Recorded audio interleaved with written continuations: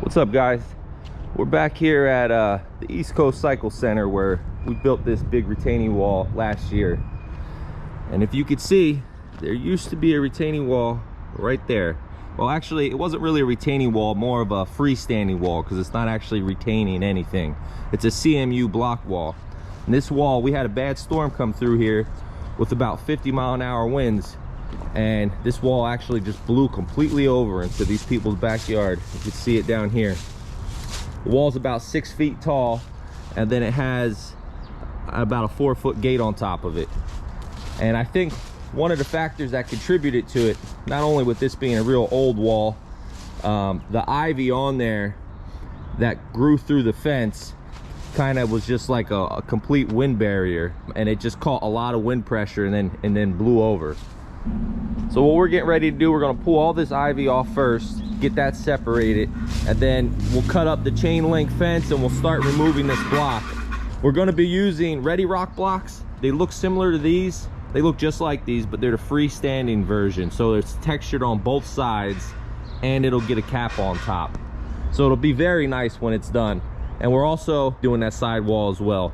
I'm probably going to make this a 2-part video because it's a big job. First part will be this back wall. Second part is going to be that side wall. Let's get rocking and rolling.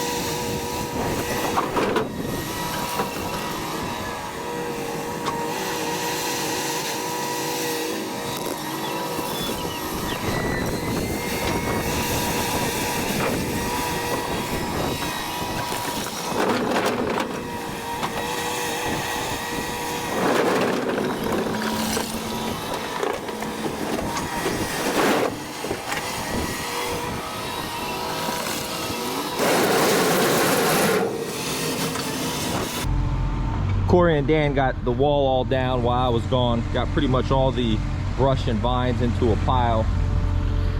We're gonna clean up this guy's side here. He had a little garden bed wall that I think we're gonna end up replacing on this side. And then tomorrow we're gonna get our footing dug. So we're gonna get the rest of this stuff cleaned up, and then we'll start digging our footing.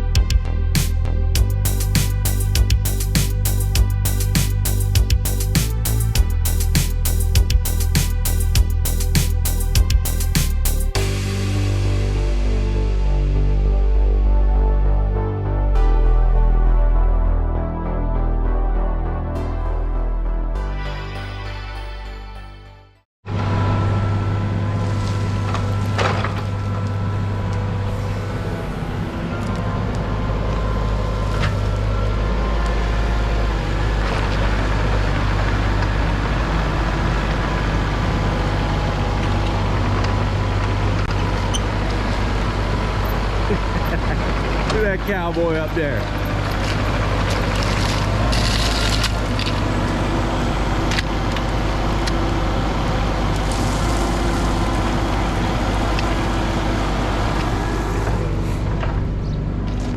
So what we're doing now is we're getting about 2 inches of this modified down right on top of the dirt. We're going to compact this down into the dirt, get it nice and solid. We ran the compactor over the dirt itself, but sometimes depending on the soil content, it doesn't always compact very well. So we're going to compact this down into the dirt, and then we're going to put our geostabilization fabric down on top of it, and then we'll start building our base on that.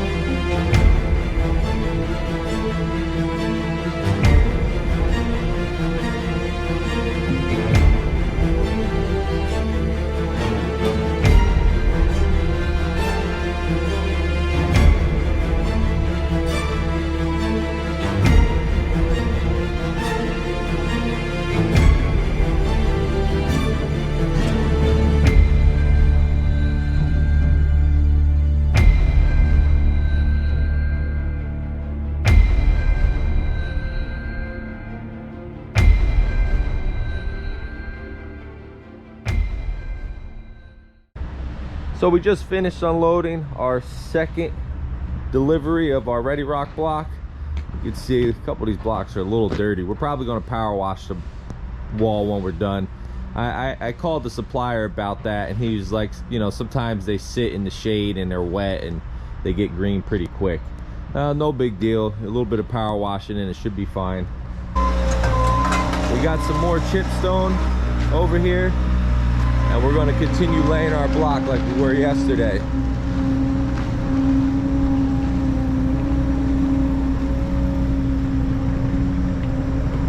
We got our screed rail set up. We're going to get these level, dump our chipstone in, and keep rocking and rolling.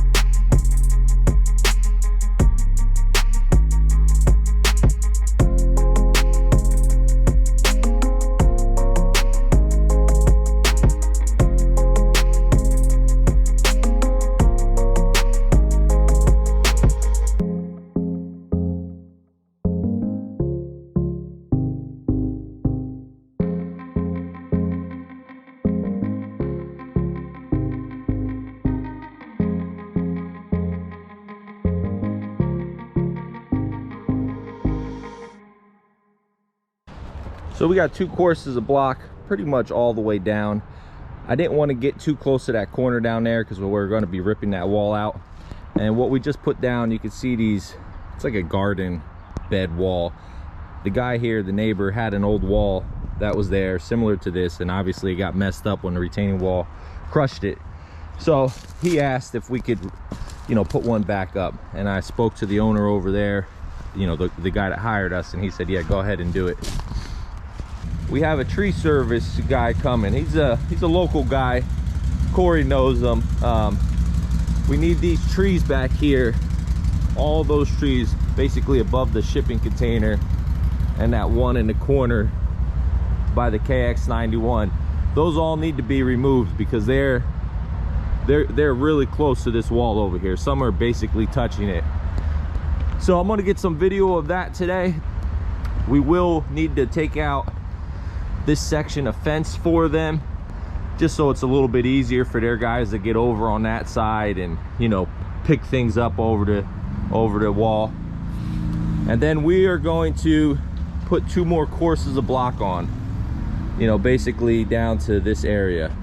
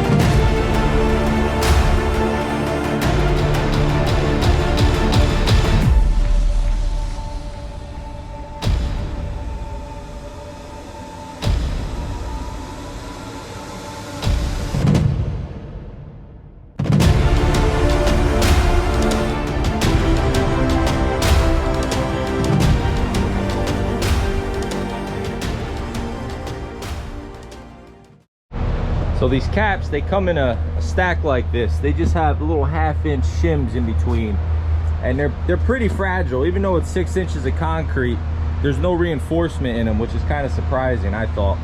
So if you pick it up wrong or you drop it too hard, you could definitely, you know, snap them in half. Once they're in place, it's good. Nothing's going to happen to it unless it gets knocked off the wall.